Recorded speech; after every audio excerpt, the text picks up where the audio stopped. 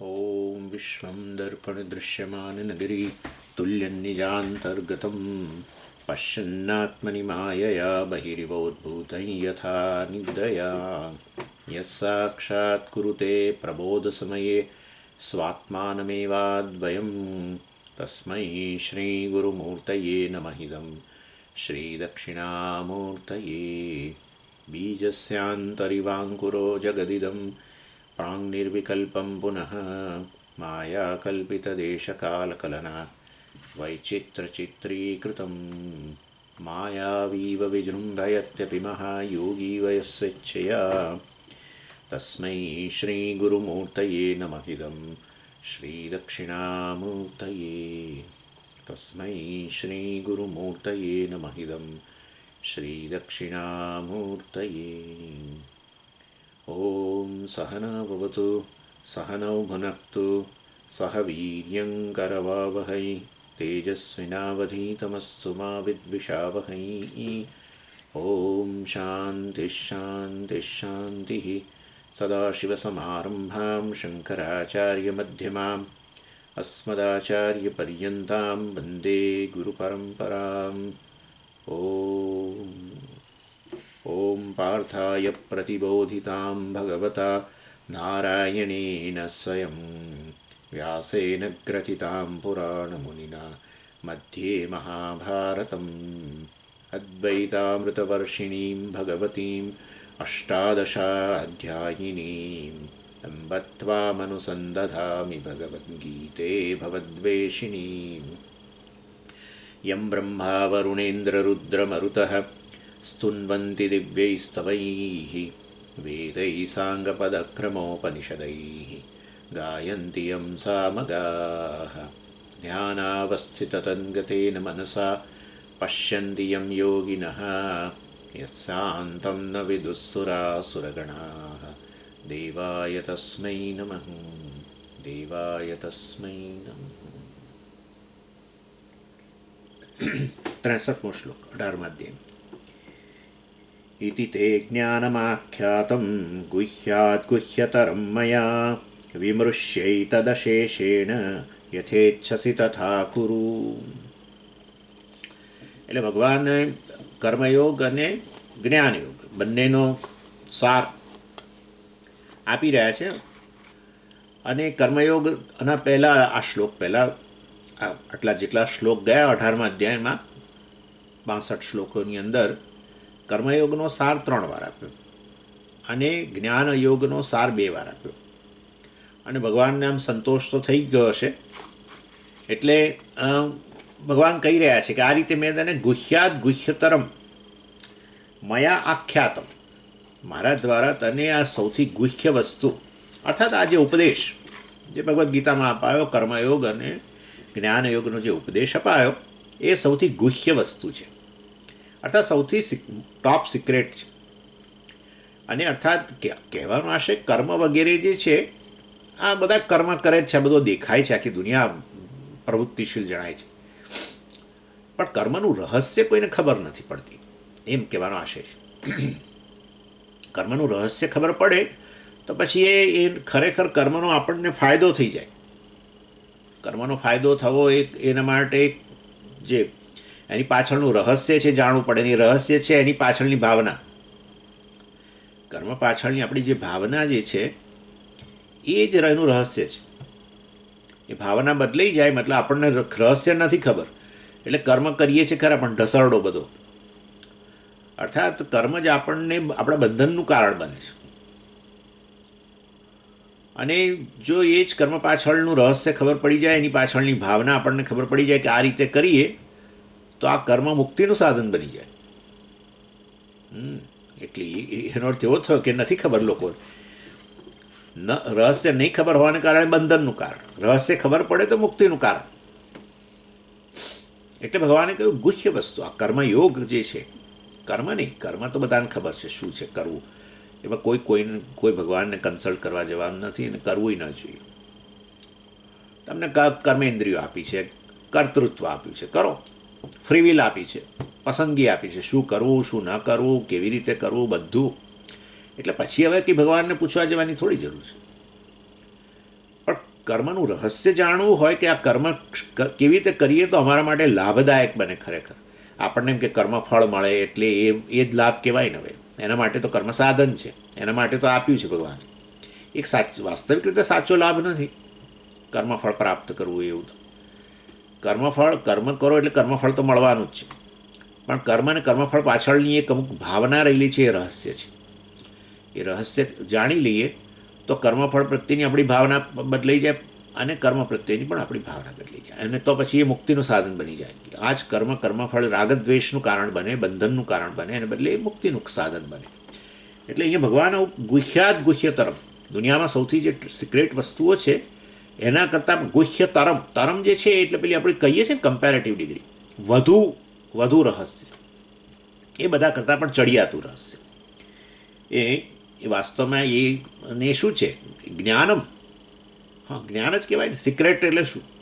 આપણે જાણીએ એ અમુક વસ્તુ જાણીએ જે બીજાઓ ન જાણે, એટલે આ જ્ઞાન છે. કર્મ પાછળ આ કર્મયોગ જે છે એ જ્ઞાન જ છે ને. કર્મ પાછળ કેવી રીતે કઈ ભાવના હોવી જોઈએ જ્ઞાન છે ને.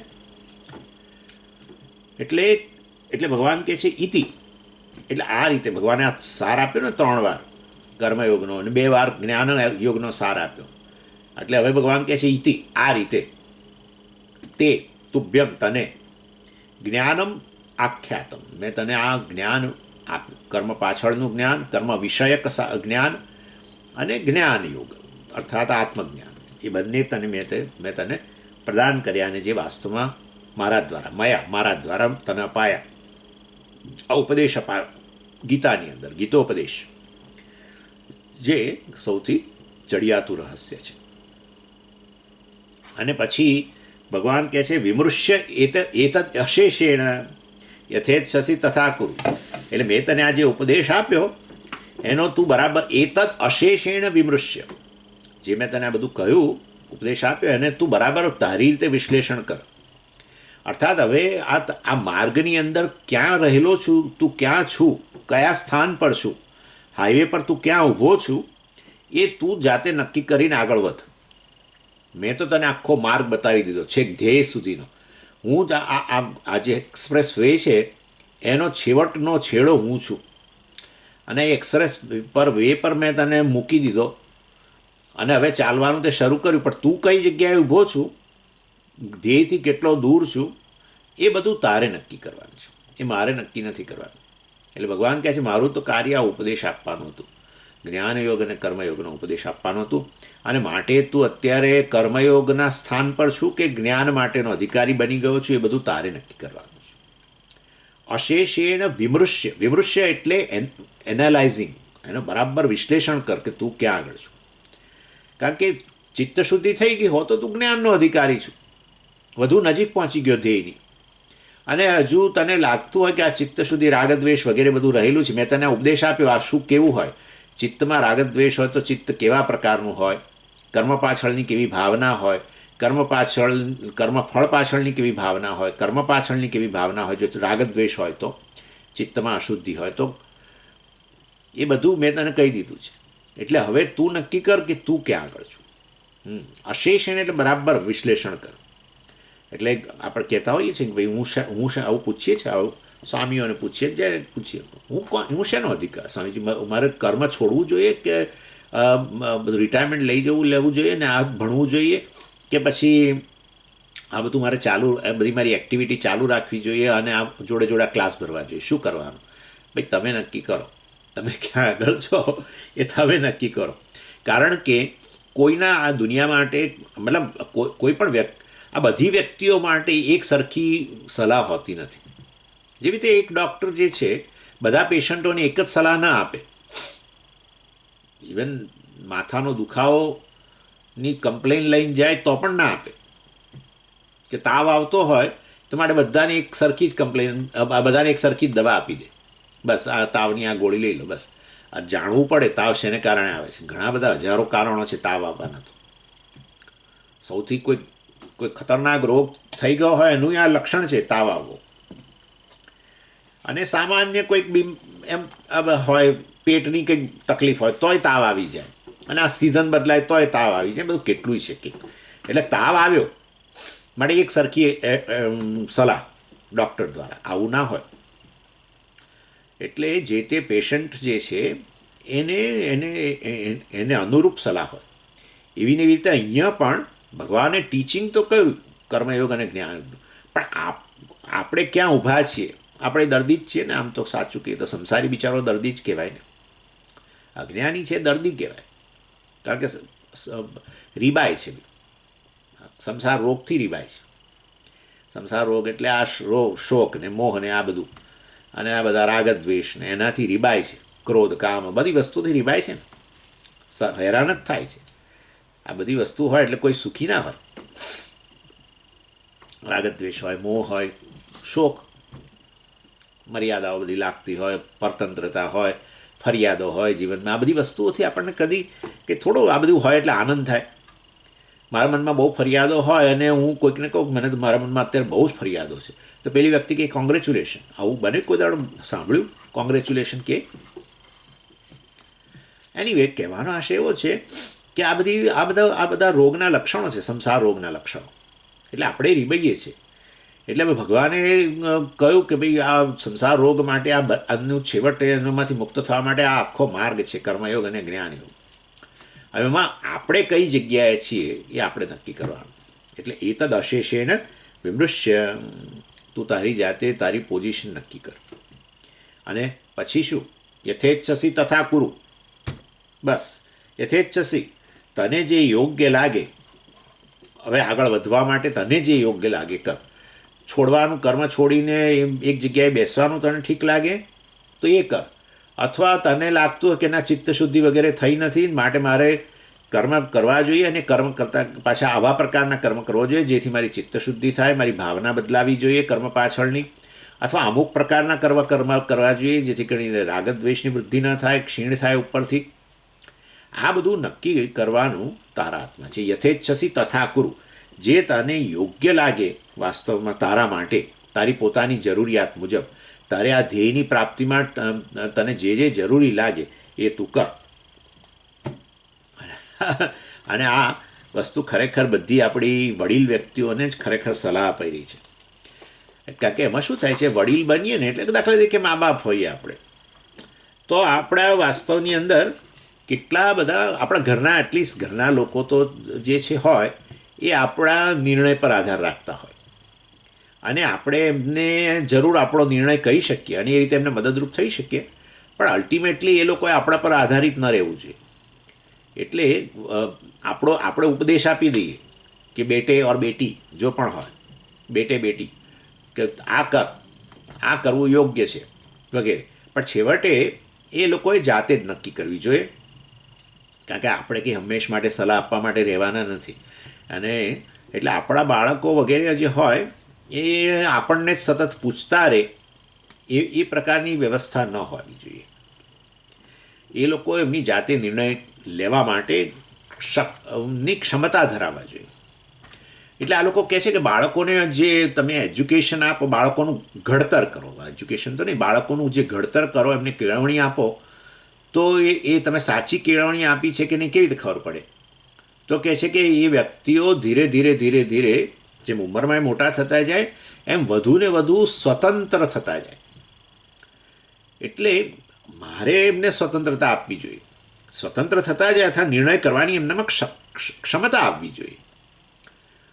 એટલે એ નિર્ણય કરવાની ક્ષમતા આવે એ પ્રકારે તમે ઘડતર કરવું જોઈએ. એ આ બધી વસ્તુ એ બતાવે છે. યથેચ્છસી તથા કુરુ. ભગવાને તો બધો ઉપદેશ આપી દીધો, ભગવાને કેળવણી આપી દીધી બધી.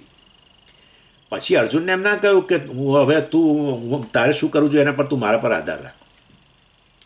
ભગવાને કહ્યું તને જે યોગ્ય લાગે તું કર. મેં તને બધો ઉપદેશ આપ્યો, એનું બરાબર વિશ્લેષણ કરીને તું કઈ જગ્યાએ ઊભો છું એ તું નક્કી કર.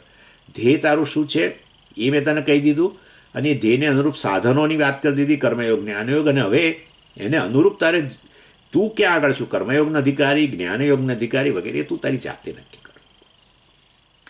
એટલે આપણે પણ આ માતા પિતા જે હોય એ લોકોએ પણ આ પ્રકારે ઘડતર કરવું જોઈએ જેથી એ લોકો નિર્ણય લેવા માટે સક્ષમ, સ્વતંત્ર હોય, નિર્ણય જાતે લઈ શકતા હોય. અને મારે એ લોકોને એ પ્રકારની સ્વતંત્રતા આપવી હોય તો પછી મારે મજબૂત બનવું પડે, મનથી મજબૂત પડે. કારણ કે આપણે શું હોય છે કે આપણે એ લોકો પર આધારિત છીએ. શાના માટે? કે એ લોકો આપણા પર આધારિત રહે, એના માટે આપણે એમના પર આધારિત છે. વોન્ટિંગ ટુ બી વોન્ટેડ, આવું કહે છે. આ મોટો સંસાર છે. હા, એ લોકો આપણને પૂછતા રહે, બસ. સમજાય છે હું શું કહું છું તમને? એટલે આપણો દીકરો આપણને પૂછતો રહે રોજ સવાર પડે ને, ડેડ મારે આ કરવું જોઈએ કે તે કરવું જોઈએ. હવે ભાઈ 35 વર્ષનો થયો, 40 વર્ષનો થયો, અરે 50 વર્ષનો થાય ને 60 વર્ષનો થાય, ષષ્ઠ્યબ્દ પૂર્તિ ઉજવાય, અને તોય પાછો 85 વર્ષના પિતાજીને પૂછતો રહે. આવું તો આ તો કંઈ યોગ્ય છે વસ્તુ?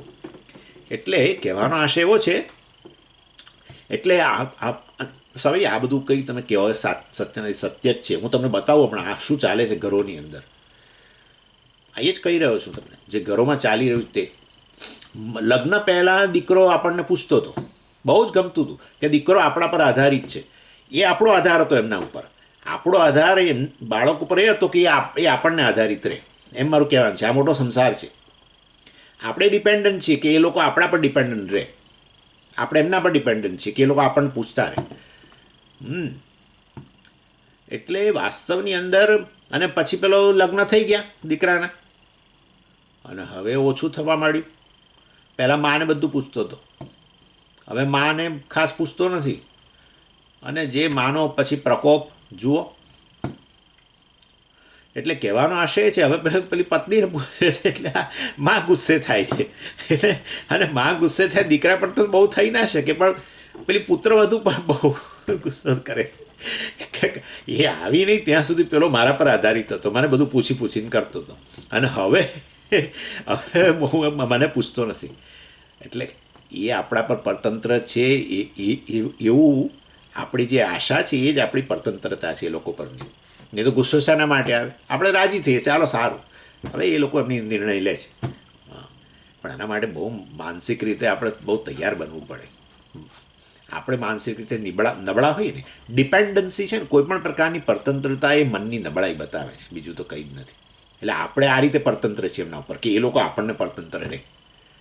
હા, સાચું ઘડતર તો એ છે કે આપણે દીકરા દીકરીઓને સ્વતંત્ર કરે, યોગ્ય કેળવણી આપીને પછી એમણે શું કરવું એમના જીવન માટે જે યોગ્ય હોય એ કરવું, એના માટે એમને આપણે સ્વતંત્રતા આપી દીધી. અને આપણે સ્વતંત્ર બની ગયા. એમને સ્વતંત્રતા આપીને આપણે સ્વતંત્ર બની ગયા.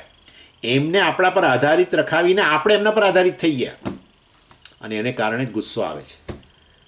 દે આર નિગ્લેક્ટિંગ મી. મને પૂછતા નથી. આ ફરિયાદ જ બતાવે છે કે આપણે એમના પર આધારિત થઈ ગયા છે. આનું નામ સંસાર. સંસારનું લક્ષણ શું? વોન્ટિંગ ટુ બી વોન્ટેડ.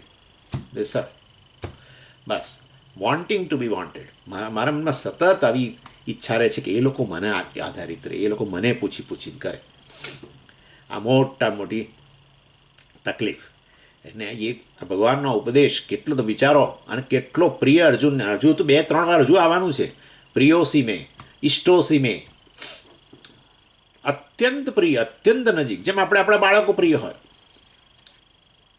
અને છતાંય ભગવાને કહ્યું યથેચ્છસી તથા કુરુ. આ શીખવાનું છે ભગવાન પાસેથી. યથેચ્છસી તથા કુરુ. અને આ સુખી થવાની આ એક ચાવી. યથેચ્છસી તથા કુરુ. સુખી થવાની આ જ ચાવી છે.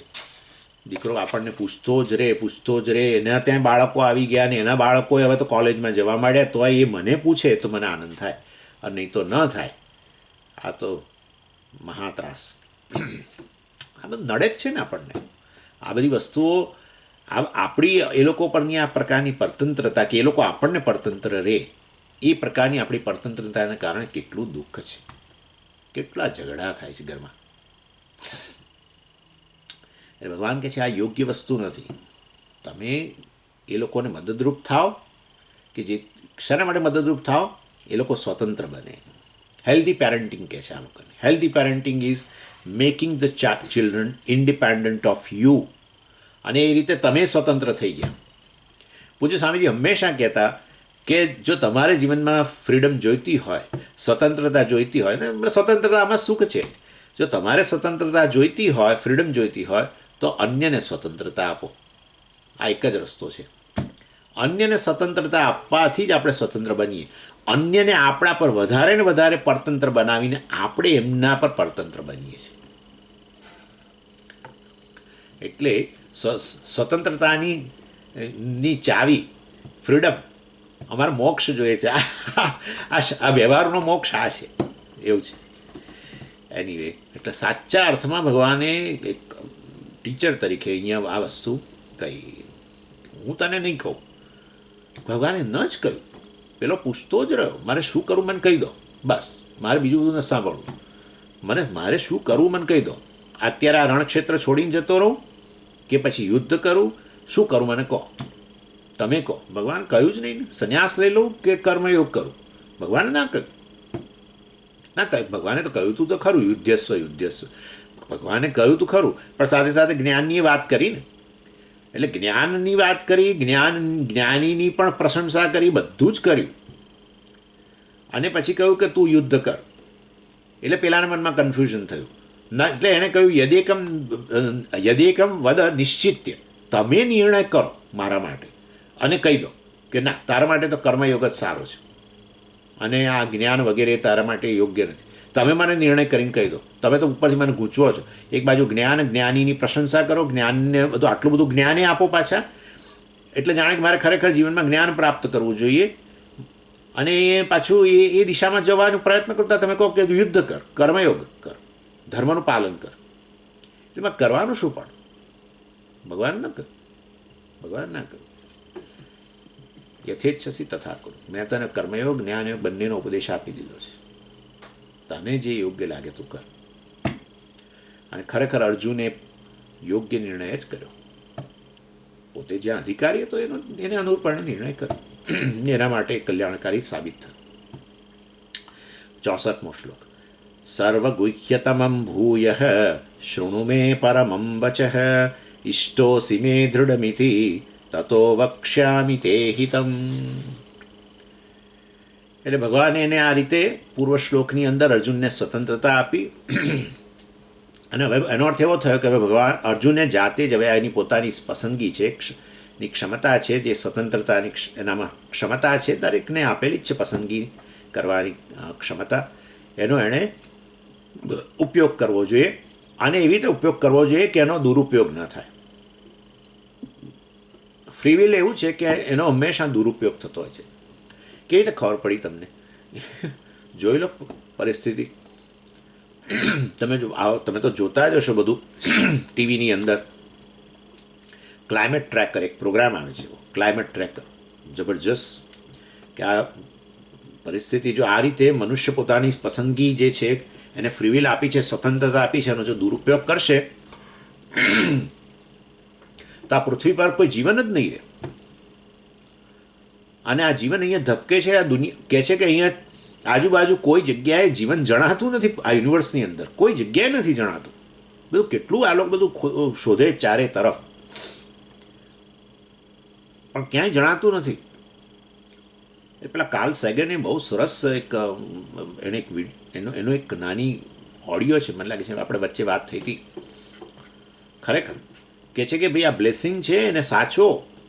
આ જીવન ધબકે છે અહીંયા આ પ્રકારે, બધા જીવો છે અને જીવન ધબકી રહ્યું છે. અને કેવો સુંદર આ ગ્રહ છે, કેટલું સુંદર કુદરતી સૌંદર્ય ના અને તેને બધું સાચવું એને, પણ નથી કરે જ છે ને. કેટલા પ્રકારે પ્રદૂષણ ના ને તેને, આ બધા યુદ્ધો ના, એ બધું દુરુપયોગ છે પોતાની પસંદગીનો, ક્ષમતાનો દુરુપયોગ જ થઈ રહ્યો છે. એનીવે, એટલે ભગવાને સ્વતંત્રતા આપી, પણ છતાંય એક ભગવાનના હૃદયમાં જે પેલી કરુણા જે છે ને એને કારણે એક થોડી ચિંતા ભગવાનનામાં જણાય છે. કે એ આ શ્લોક પરથી ખબર પડે છે. યથેચ્છસી તથા કુરુ તો કહી દીધું, પણ ભગવાનની થોડી ચિંતા તો છે. તો અમારી ચિંતા એ બાળકો માટે સારી જ છે ને ભાઈ. ભગવાનની ચિંતા અને આપણી ચિંતામાં બહુ મોટો ફેર છે. આપણી ચિંતા ચિતા જેવી છે. હા, આપણી ચિંતા ચિતા બની જાય છે આપણા માટે. ખરેખર ભગવાનની ચિંતા, ભગવાન ચિંતા કરે પણ ચિંતાને ખંખેરીએ નાખી શકે, એ એવું છે. એ ગજબની વસ્તુ છે. તમે કોઈ પણ વસ્તુ ધારણ કરો તમારા રોલને અનુરૂપ ને પછી ખંખેરી નાખો તો બહુ સારું છે. ખંખેરી નાખી શકતા હો તો બધું કરો. જો ખંખેરી નાખી શકતા હો તમે તો બધું કરો, પણ આપણે નથી ખંખેરી શકતા. આપણે પછી બધું ચાલતું રહે છે આપણા મનની અંદર. એનીવે, એટલે અર્જુનને આટલા બધા અધ્યાયોની અંદર શીખવ્યું અને આ સાર આપ્યો. હવે આ છેલ્લે તો પાછો આખી ભગવદ્ ગીતાનો સાર આપી દીધો 2 વાર ને 3 વાર ને બધું. અને પછી યથેચ્છસી તથા ગુરુએ કહી દીધું કે હવે તારે સ્વતંત્રતા આપી છે ને, તું નક્કી કર તું ક્યાં ઊભો છે, આ તે બધું. પણ ભગવાનની ચિંતા એટલી જ છે કે એ હજુ કદાચ એની પસંદગી ખોટી રીતે કરશે. આ લોકો મતલબ વિચારીને, હવે તો એ વિચારશે જ કે આને 3 વાર આટલું ઉપદેશ આપ્યો, પહેલાં બધો આખો ઉપદેશ આપ્યો કર્મયોગને જ્ઞાનયોગ. એટલે હવે તો કયું ભગવાને એતદ અશેષેણ વિમૃશ્ય, આના પર વિચાર કરીને પછી તું નિર્ણય કરજે. પણ ઘણીવાર વિચાર કર્યા પછી પણ આપણે ભૂલ કરતા હોઈએ છીએ, અને એના માટે સ્વામીજી જ ઉદાહરણ આપતા હતા અમને કે પહેલાં જૂના જમાનામાં છે ને, પેલા ઘર જે છે એમાં જે મેઇન આપણું જે બારણું હોય ને, એમાં પેલું એ થોડું નીચું હોય, એટલે તમારે આમ વળીને જવું પડે. હા, એટલે આ માણસ છે એ ટેવાયેલો નહીં, શહેરમાંથી ગયેલો, અને એને કહેવામાં આવેલું, એણે ફોન કર્યો જ્યારે આવવાનો કે ભાઈ જો અમારા ઘરની અંદર બારણું થોડું નીચું હોય છે, તમારા ત્યાં બધું સિટીની અંદર મોટા મોટા 6 ફૂટના અને 8 ફૂટના બધા ડોર જે હોય તે, પણ ત્યાં તમારે કશું વળીને અંદર આવવાની જરૂર ના હોય, પણ અમારે ત્યાં તો આવું હોય છે, એટલે તમે જરા સાચવીને અંદર આવજો. અમે તમારી રાહ જોઈશું બહાર આવીને, પણ તમે કદાચ અમે અંદર હોઈએ ઘરની અંદર તો તમે જરા પ્રવેશ કરો ત્યારે તમને કહી રાખીએ છીએ. એ પેલાએ બરાબર યાદ રાખેલું. પણ પછી એણે આવ્યો ઘરે અને જોયું બારણું કે નીચું છે, એટલે 5-10 ફૂટ દૂરથી જ નીચો વળી ગયો, અને એમ કરતો વળતો પછી છેવટે બારણા પાસે આવીને જ પાછો ઊભો થઈ ગયો. એ પેલું બારણા પર જ ઊભો થયો એટલે મોટું પેલો બમ્પ, લાલ રંગનો પેલો હોય છે ને, આ લોકો પેલી ગવર્મેન્ટની ગાડીઓ પર પેલો લાલ બમ્પ નથી હોય, એવો લાલ બમ્પ થઈને અંદર. આને કહેવાય ભૂલ વિચારીને કરેલી.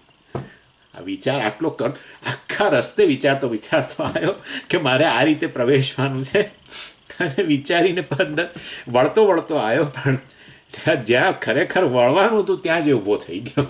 એટલે કહેવાનો આશય એવો છે.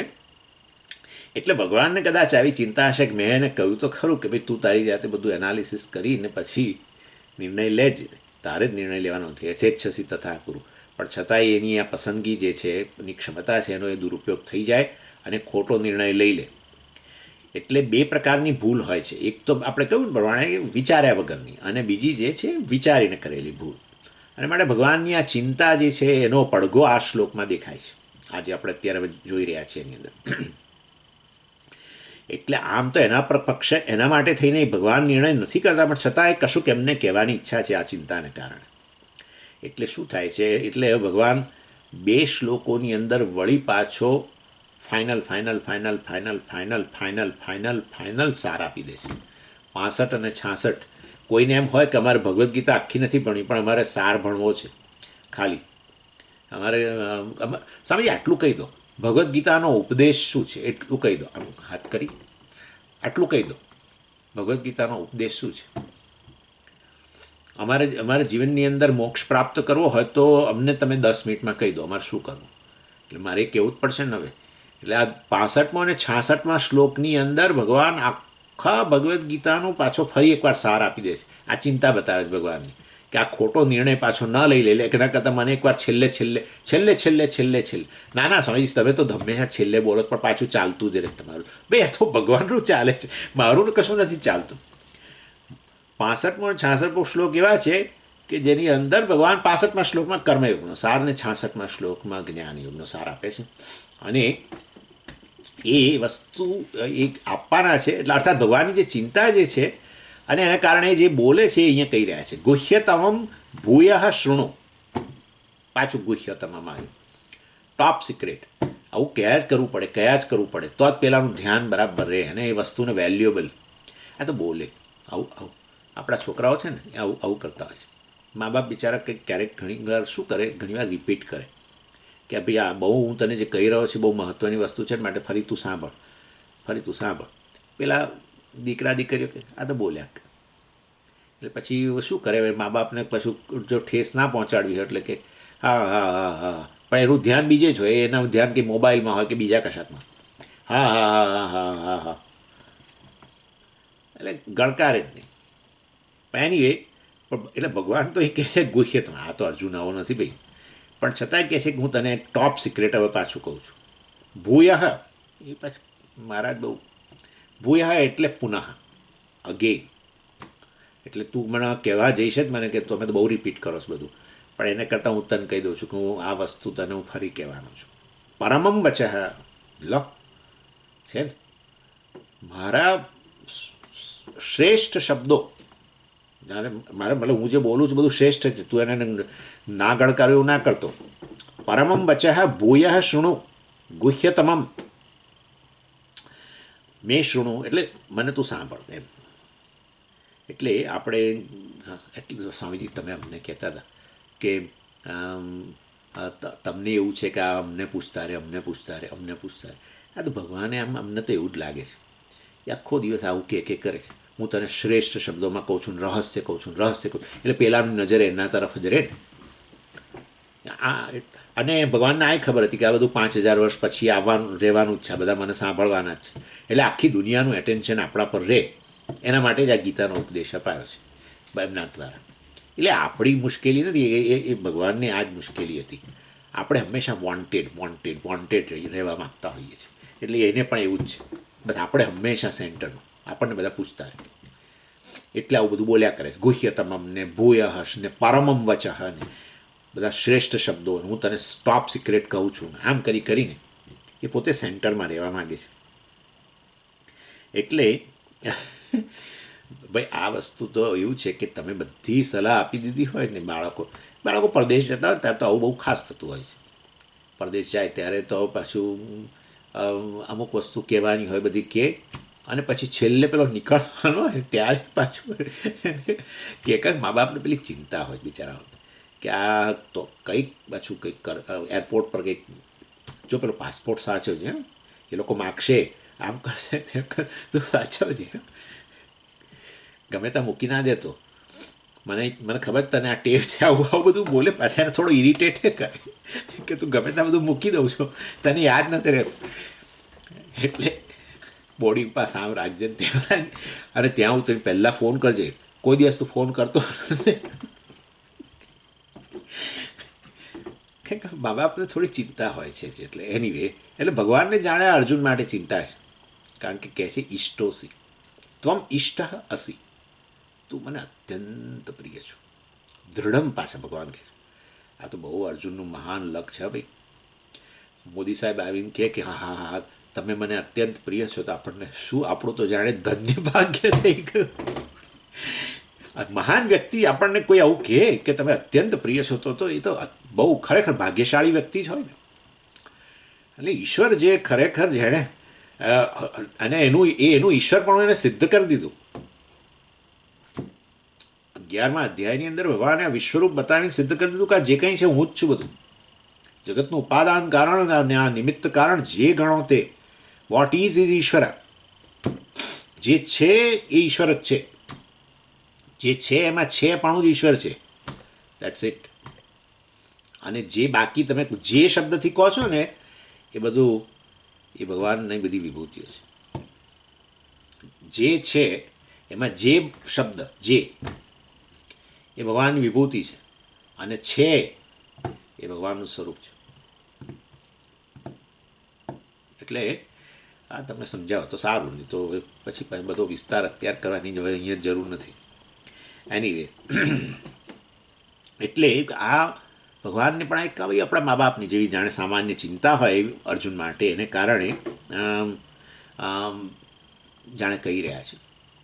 પણ મા બાપમાં ભગવાનમાં ફેર આટલો જ છે કે કદાચ આવી છેલ્લે છેલ્લે સલાહ આપ્યા પછી બાળક ખોટો નિર્ણય કરે અને એના માટે યોગ્ય ન નીવડે તો મા બાપ બિચારા બહુ દુઃખી થઈ જાય, ભગવાન દુઃખી ના થાય. બસ આટલું છે, આટલો જ ડિફરન્સ છે. પેલા દુઃખી ના થાય,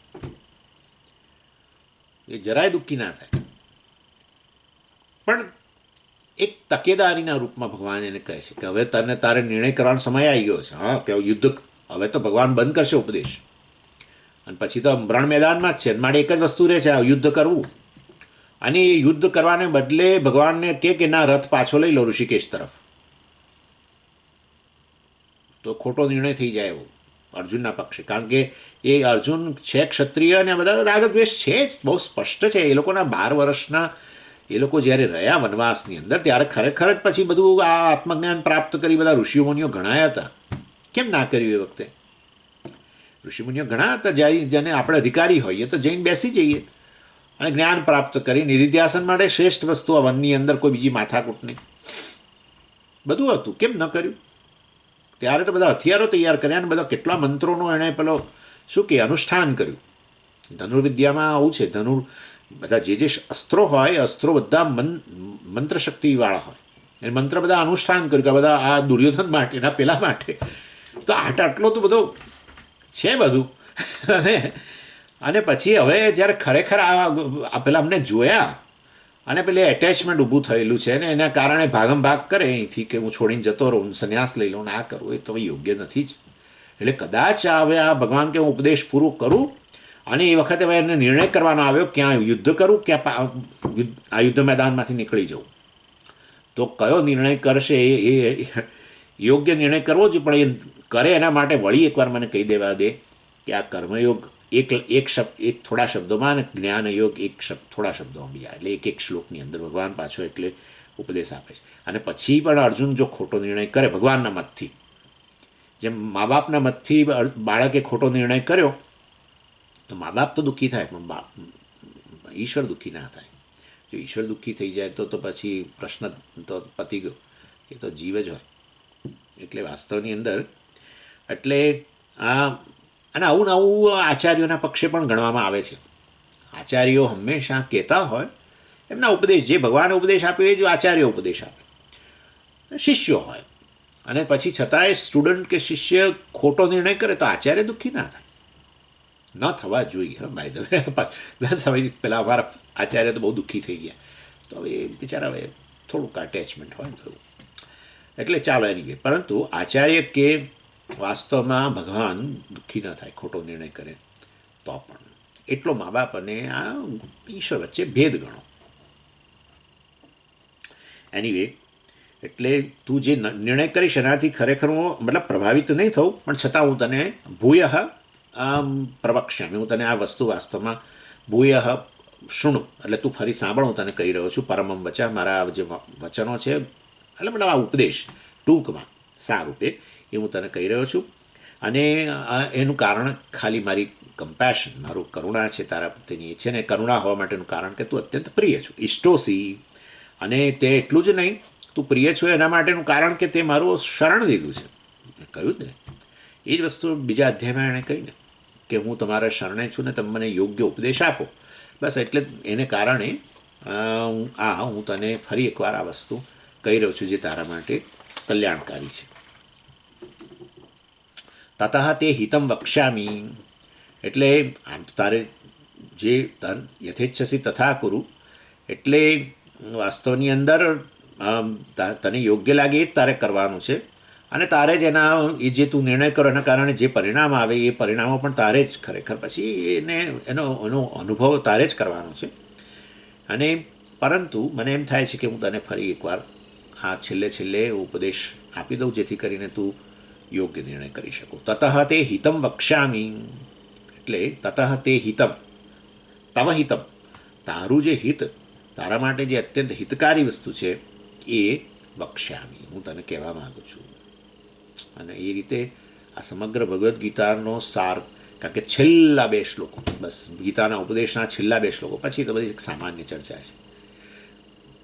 65મો શ્લોક, મન્મના ભવ મદ્ભક્ત મદ્યાજી મામ નમસ્કુરુ મામે વૈશ્યસી સત્યમ તે પ્રતિજાને પ્રિયોસી મે. એટલે આ જે શ્લોક છે એની અંદર ભગવાન કર્મયોગનો સાર આપે છે. હું તમને પણ 10 મિનિટમાં કહી દઈશ હોપફુલી કે આ ભગવાન અહીંયા ખરેખર એટલે આપણે જીવનની શરૂઆત કેવી રીતે કરવી જોઈએ કે જેથી કરીને છેવટે આપણું કલ્યાણ થાય, શ્રેય પ્રાપ્ત થાય. અર્જુને શ્રેય જ માગ્યું હતું ને. યત શ્રેય નિશ્ચિતમ સ્યાત તન્મે બ્રૂહિ શિષ્યસ્તેહમ શાધિમામ ત્વં પ્રપન્ન. હું તમારો શિષ્ય છું, તમને શરણે આવેલો છું, જે શ્રેય છે મારા માટે એ કહો. એટલે આપણને થાય કે આપણા માટે શ્રેય વસ્તુ શું છે. તો આ ઉપદેશના 2 ભાગ, એમાં 65મા શ્લોકની અંદર કર્મયોગનો ઉપદેશ ને 66મા શ્લોકમાં જ્ઞાનયોગનો ઉપદેશ. એટલે કેવી રીતે શરૂઆત કરીએ તો છેવટે આપણા જીવનનું કલ્યાણ થાય એનો ભગવાન જાણે કે અહીંયા એક સરસ સ્ટેપ વાઇઝ બતાવે છે. અને એટલે કર્મયોગ એટલે શું એ આપણે વાત કરેલી જ છે. કર્મયોગ એટલે ધાર્મિક જીવન, એની જ ભગવાન એક વાત કરવાના છે. એટલે ધાર્મિક જીવન એટલે શું? ધર્મને આધારે જીવન. હા, પણ ધર્મને આધારે જીવન એટલે ઈશ્વરને આધારે જીવન. કેમ ધર્મને આધારે જીવન, ઈશ્વરના આધારે? કારણ કે ધારણ કરનાર છે ને, ધારણ કરનાર ઈશ્વર છે, માટે ધર્મ ઈશ્વરનું સ્વરૂપ જ છે. અને એ રીતે ધાર્મિક જીવન અર્થાત ગોડ સેન્ટર લાઈફ કે ના લોકો. કોઈ પણ ધાર્મિક પ્રવૃત્તિ તમે જુઓ, ધાર્મિક જીવનમાં ધાર્મિક પ્રવૃત્તિમાં શું? બધું ઈશ્વર જાણે સેન્ટરમાં, ઈશ્વર કેન્દ્રિત બધી પ્રવૃત્તિઓ, એ પૂજા જપ તે બધી જ વસ્તુ. કે ધર્મનું પાલન, મૂલ્યોનું પાલન, અને મૂલ્યોને મૂલ્યોના રૂપમાં જોઈને નહીં, તો એ કર્મયોગ ના બને. મૂલ્ય એવા તો બધા બહુ મૂલ્યવાન લોકો બહુ છે બધા, અને થઈએ ગયા, આપણા દેશમાં બહુ થઈ ગયા, કે જે લોકોને અહિંસાનું મૂલ્ય હતું ને સત્યનું મૂલ્ય હતું બધું, અને શ્રેષ્ઠ વસ્તુ જ છે, પરંતુ એને ઈશ્વરના રૂપમાં જોવું. એટલે એના માટે થોડુંક ઈશ્વર વિશેની સમજ હોવી જોઈએ. કર્મયોગ કે એમને થોડો થાય. એટલા માટે જ કહ્યું ભગવાને, હું તમને જ્ઞાન આપું છું. કર્મયોગની વાત કરવાની હોય તો એમાં જ્ઞાન, આ તો જ્ઞાન જ હોય ને. કર્મ કેવી રીતે કરવું, યોગની ભાવના એટલે શું કરવું વગેરે, એ તો જ્ઞાન જ છે ને. પછી કર્મ કરવું પડે એ વસ્તુ બરાબર છે, રાગદ્વેષની વૃત્તિ માટે એ બરાબર છે, પરંતુ ભગવાન તો જ્ઞાન જ આપે છે ને, ઉપદેશ, કર્મયોગનો ઉપદેશ આપે છે, જ્ઞાન આપે છે. એનીવે, એટલે જે ભગવાને આગળના બધા અધ્યાયમાં જ્યાં કર્મયોગની જે ચર્ચા કરી, ખાસ તો કરીને 3જો અધ્યાય આવતો અને બીજા અધ્યાયમાં થોડી ઘણી, અને વચ્ચે થોડો ઉલ્લેખ પણ કર્યો. એટલે એ કર્મયોગ એટલે આ ધાર્મિક જીવન એટલે ઈશ્વર કેન્દ્રિત જીવન, જેમાં આપણા કર્મો રહેલા છે, પ્રવૃત્તિ રહેલી છે, પણ પ્રવૃત્તિના કેન્દ્રની અંદર તો બધી પ્રવૃત્તિ ઈશ્વરને કેન્દ્રમાં રાખીને, ઈશ્વરને ધ્યાનમાં રાખીને થયેલી છે. અને એમાં 2 મુખ્ય સાધનો રહેલા છે. આ ધાર્મિક જીવનની અંદર, ધાર્મિક પ્રવૃત્તિમાં 2 મુખ્ય વસ્તુઓ છે. પહેલું તો બહુ સાદા શબ્દોમાં જ કહેવાનું છે. હવે અત્યારે બીજું બધું નહીં કે આમાં આ બધું ઈશ્વરાર્પણ બુદ્ધિ ને એ બધું નથી વાત કરવાના અત્યારે આપણે. પહેલું તો છે પ્રેયર. 2 વસ્તુ છે આ ધાર્મિક જીવન અંતર્ગત. એટલે રોજ કેટલોક સમય ફાળવવો આપણી પ્રાર્થના માટે. અને એ પહેલો તબક્કો કહેવાય આ ધાર્મિક જીવનનો. આપણે પોતાની મતલબ કે આપણી પોતાની સગવડને આધારે, મતલબ કઈ રીતે આપણે સમય ફાળવી શકીએ આપણા પર છે. અને એમાં 15 મિનિટ કોઈ ફાળવે, અડધો કલાક ફાળવે કે પોણો કલાક ફાળવે, એ કેટલો સમય ફાળવે મહત્વનું નથી, પણ સમય ફાળવે, ઈશ્વર માટે સમય ફાળવે, ઇન શોર્ટ. એટલે આપણે એને પ્રેયર કહીએ. અને એની અંદર કોઈ પ્રકારનું બાંધછોડ ન હોય. ધાર્મિક જીવન, કર્મયોગ એટલે પહેલું આ વસ્તુ. અને એની અંદર પણ જો ભાઈ તમે સમજીએ કે એ જ કહો ને કે દિવસ દરમિયાન ખરું, પણ દિવસ દરમિયાન ક્યારે વધારે સારું ઈશ્વર માટે સમય ફાળવો, ક્યારે વધારે સારું? સવારે. કેમ સવારે? કારણ કે સવારે તમે જો સમય ફાળવો ને એમાં પ્રાર્થના વગેરે, મતલબ કે આ જે કરો તે પૂજા એ બધું, પછી પ્રાર્થના એટલે પછી એમાં બધું જે તમારે ગણવું હોય, પ્રેયર ઇન જનરલ. અને સવારે એટલા માટે કે પછી એની જે અસર હોય ને, એની અસર એ આખો દિવસ ચાલુ રહે. એટલે ઘણા લોકો દિવસમાં 2 વાર ફાળવતા હોય છે. સવારે કરે અને પછી સાંજે આવે ઓફિસથી, આ તે બધું, કે સાંજે સંધ્યાનો સમય હોય ત્યારે ઈશ્વરને આપણે યાદ કરીએ. એવું કહેવાય છે કે સંધ્યાનો સમય શ્રેષ્ઠ ગણાય છે પ્રેયર માટે. એટલે સવારની સંધ્યા એટલે જોડાણ. એના પરથી આપણો પેલો સંધિ શબ્દ પણ આવેલો છે. સંધિમાં જોડાણ છે ને, વર્ણોનું જોડાણ, સ્વરનું જોડાણ, વ્યંજનનું જોડાણ. એટલે સંધિ એટલે સંધ્યા, કે જેમાં પેલી રાત્રિ જઈ રહી છે અને દિવસ આવી રહ્યો છે. ડોન કહીએ છીએ આપણે એને, સંધ્યા કહેવાય. એટલે ત્યાં એ જે સમય છે જ્યાં આ બેનું જોડાણ થાય છે, રાત્રિ જઈ રહી હોય ને દિવસ આવી રહ્યો હોય, એ જે છે એ શ્રેષ્ઠ સમય ગણાય છે ઈશ્વરને ને પ્રાર્થના માટેનો.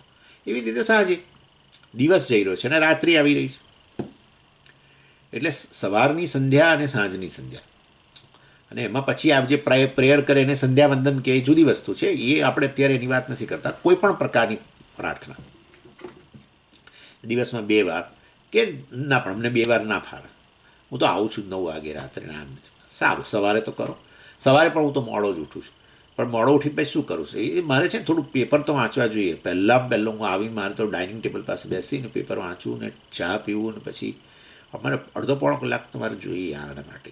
એ સ્નાન કરું પછી સ્વામીજી મારે તો જવાનો સમય થઈ જાય ને, તો પછી હવે જવા દો ને, આ વાત જ અહીંયા બંધ કરીને આપણે 2 જણા ચા પીને છૂટા પડી, અને પછી આગળ બીજું કશું બોલાય નહીં. કંઈક શું કહો તમે, જ્યારે બહાના જ રજૂ કરવા હોય તો એ બહાના રજૂ કરનાર માટે આધ્યાત્મિક સાધના છે નહીં. બહુ સાચું કહી દઉં, બહાના રજૂ કરવા એનો અર્થ કે આપણે આપણી પોતાના મનના રાગદ્વેષ છે એને કોઈ પણ રીતે પોષવા, મારા મનની અંદર જે મને અણગમા છે એને પોષવા, અને એ મૂકવામાં એને બાજુએ મૂકવાની તૈયારી હોય, મૂકી તો શકાય જ નહીં એકદમ, બાજુએ મૂકવાની તૈયારી હોય તો જ તમે આધ્યાત્મિક સાધક બની શકો, નહીં તો નહીં બની શકો. એટલે સમજી તમે ઘણીવાર બહુ આડું અવળું બહુ બોલો છો, પણ આ વસ્તુ છે ભાઈ, શું કરવાનું હોય, કહેવું જ પડે એવું છે. લોકો રજૂ કરે જ છે, અમે લોકો તો હવે લગભગ આમ ઉબાઈ ગયેલા જ છીએ આ બધી વસ્તુ. કંઈ પણ કહીએ ને કે આ કરો, પણ મહેમાન મારા આમ છે, પછી તો કે આમ કરજો વાંધો, પણ એમાં પેલું આમ છે, તો પછી છોડો ને તાર, કશું કરવું જ નથી, તમે તમારી રીતે જે કરવું એ કરો, ઈશ્વર તમને પ્રેરણા કરશે, બીજું શું થાય, બીજું શું કરીએ. એટલે વાસ્તવની અંદર સમય ફાળવો, એમાં ખાસ કરીને સમયનો સવારનો સમય ફાળવો વધારે ઠીક છે, કારણ કે એ આખો દિવસ એની અસર રહેતી હોય છે.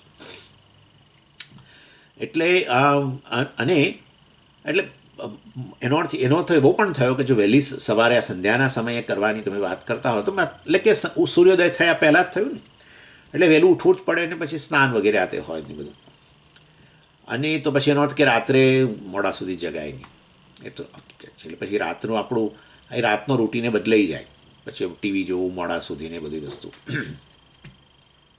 નહીં તો સવારે જરા પછી આપણે એટલા ફ્રેશ ન હોઈ શકીએ.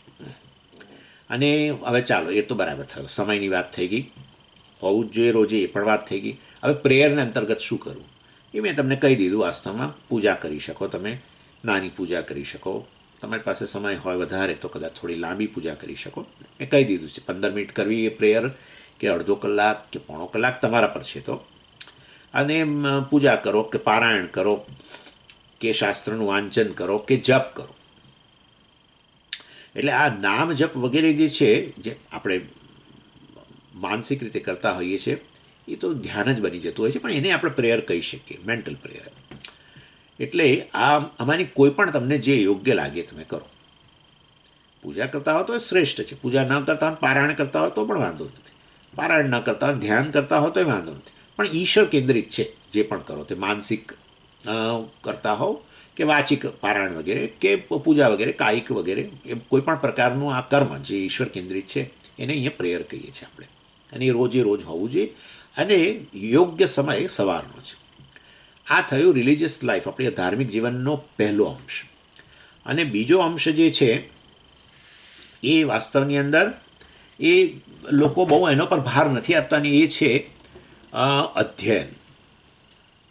લોકો આ બધું પૂજા ધ્યાન જપ કે પારાયણ, ભાગવત પારાયણ, ફલાણું પારાયણ, એ બધાને મહત્ત્વ આપ્યા કરે છે, પણ ધાર્મિક જીવનનો બીજો એક અંશ છે એ છે ભગવદ્ ગીતાનો અભ્યાસ.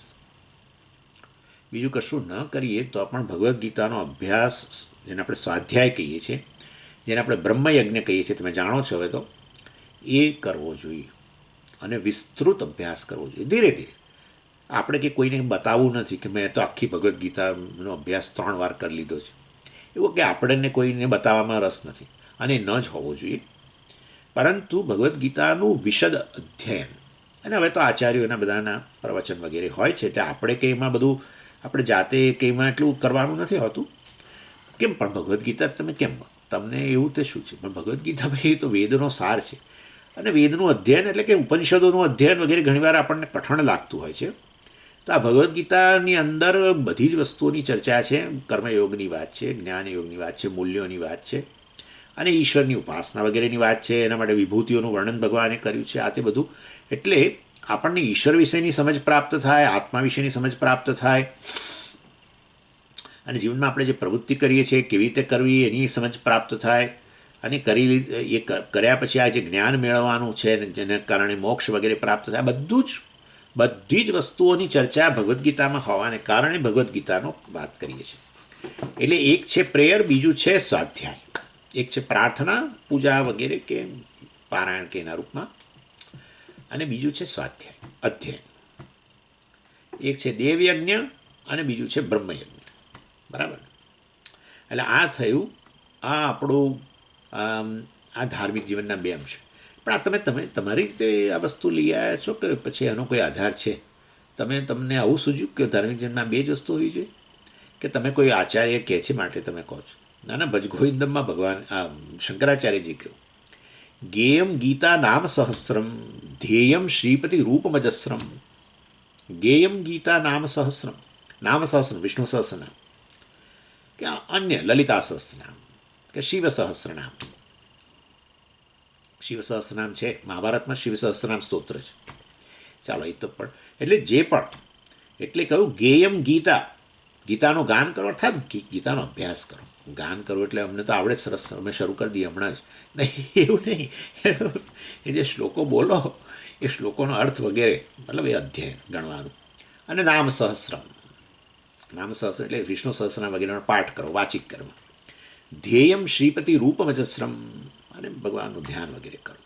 એટલે અહીંયા કે ભગવાન એટલે ભજગોવિંદની અંદર આ સુંદર બતાવ્યું કે આપણા જીવનની અંદર ગીતા વગેરેનું અધ્યયન હોય અને સાથે સાથે આ રીતે વાચિક કર્મ હોય કે ધ્યાન વગેરે, માનસ કર્મ હોય કે પૂજા વગેરે હોય. આ થયું આપણા ધાર્મિક જીવનનો વાસ્તવમાં શરૂનો જ પાયો. અને આ રીતે જે શરૂઆત કરીએ આપણે તો આજે નહીં તો કાલે એક આપણામાં પરિવર્તન આવે. હા, અધ્યયન કરીએ છીએ ને માટે ચિત્તશુદ્ધિ તો થાય જ. આપણે આ બધું પૂજા વગેરે કરીએ છીએ એને કારણે ઈશ્વરનો અનુગ્રહ પ્રાપ્ત થાય, રાગ દ્વેષનો પ્રભાવ ઘટે, બધું બરાબર જ છે, એ તો ખરું જ. સાથે સાથે આ અધ્યયન વગેરે કર્યું છે એને કારણે આપણામાં મોટું પરિવર્તન આવે. આ એના પછીનો તબક્કો કહેવાય. પ્રેયર અને અધ્યયન શરૂ કર્યું હોય તો આ વસ્તુ વાસ્તવની અંદર આવે અને એની અંદર એ પરિવર્તનની અંદર આપણા જે ધ્યેયની પ્રાપ્તિ માટે આપણે જે જગતમાં પ્રવૃત્તિ કરીએ છીએ એમાં એક ધ્યેય વધુ ઉમેરાઈ જાય અને એ છે ઈશ્વર પ્રાપ્તિ. ઈશ્વર પ્રાપ્તિ જીવનમાં ધ્યેય બનવું, એનો પણ સમાવેશ કરવો, એ જ ચિત્તશુદ્ધિની શરૂઆત છે. અત્યાર સુધી બધું ખાલી આપણે આ જ બોલ્યા કરતા હતા, આટલું ધન મેળવું છે, આ મેળવું છે, પેલું મેળવું છે, પેલું મેળવું છે.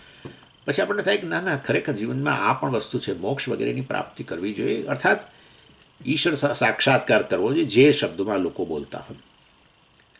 એટલે એ તમે ઉમેર્યું કે ના, આ પણ વસ્તુ છે ખરી, તે એ બતાવે છે કે ચિત્તશુદ્ધિની શરૂઆત થઈ. એ શાના કારણે થઈ? પેલું ધાર્મિક જીવન જે જીવ્યા, શરૂઆત કરી એને કારણે, પેલો પ્રેયર વગેરે અને પાછું અધ્યયન પણ શરૂ કર્યું એને કારણે આપણામાં આ વસ્તુ આપણામાં આવી. એટલે આ આપણામાં આ બદલાવ કહેવાય કે આપણા ધ્યેયના જે લિસ્ટ હતા એ હજારો લિસ્ટ, એની અંદર આ એક વસ્તુ ઉમેરાય, ઈશ્વર પણ એની અંદર ઉમેરાયો. એનો અર્થ એવો થયો કે આ ઉમેરાયો એનો અર્થ એવો થયો કે આ ભગવાને આ વ્યક્તિના જીવનની અંદર પ્રવેશ કર્યો હવે. એટલે હવે પરમેશ્વર જે છે વાસ્તવની અંદર પરમેશ્વર આ વાદળને પેરેપાર ઉપર સ્વર્ગમાં વૈકુંઠમાં બેઠેલો ન રહ્યો. હવે આ વ્યક્તિના જીવનની અંદર એણે પ્રવેશ કર્યો, અર્થાત એના જીવનનો જ જાણે કે એક ભાગ બન્યો. ધાર્મિક જીવન જીવો એટલે જાણે તમે સતત ઈશ્વરનું સ્મરણ આ રીતે થતું રહે અને આ ઈશ્વર તમારા જીવનનું એક ધ્યેય બને. હજુ બહુ વાર છે. બધી વસ્તુઓ સાથે સાથે આને પણ તમે જીવનનું ધ્યેય માનો, મોક્ષને જીવનનું ધ્યેય માનો, જે ગણો તે. કારણ કે પેલું અધ્યયન શરૂ કર્યું છે ને ગીતાનું. અને એટલે આ વ્યક્તિ જે હવે જઈ રહ્યો છે એના માર્ગની એની સાથે સાથે એને ભગવાનને પણ એ પોતાનો કમ્પેનિયન ગણે છે સાથે.